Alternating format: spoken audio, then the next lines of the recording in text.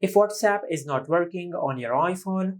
So in this video, I will show you how you can fix this issue. Now, first of all, just open the control center in your iPhone and go to the connection section. Now from here, just make sure that your iPhone is connected to the internet. Now either connect your iPhone to your Wi-Fi network or to the mobile data. Now, if your iPhone is already connected to the network, then just tap on the airplane mode and turn it on.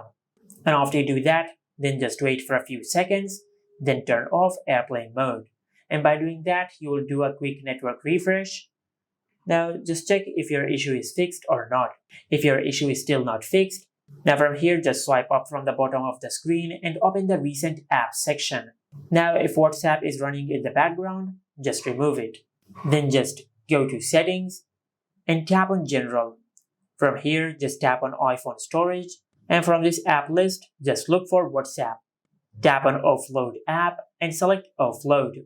Now by offloading WhatsApp, you will save the data of WhatsApp in your iPhone, but you will delete the app from your iPhone. Now after you offload the app, then just tap on reinstall the app.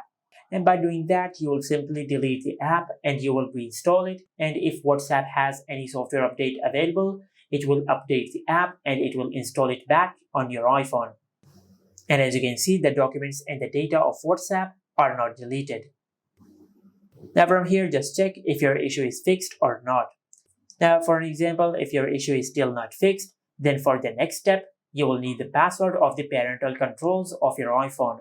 After you get the password of the parental controls, then just go to settings and tap on screen time. From here, just tap on content and privacy restrictions.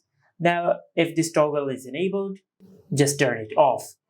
And after you turn off content and privacy restrictions, then just go back.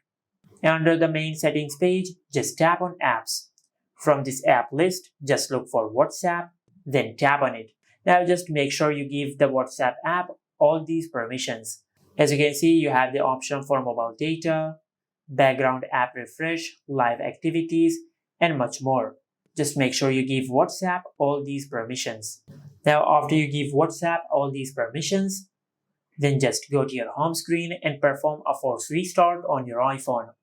For that, just press and release the volume up button and the volume down button, and press and hold the side button on your iPhone until the screen of your iPhone goes black and the Apple logo appears on the screen.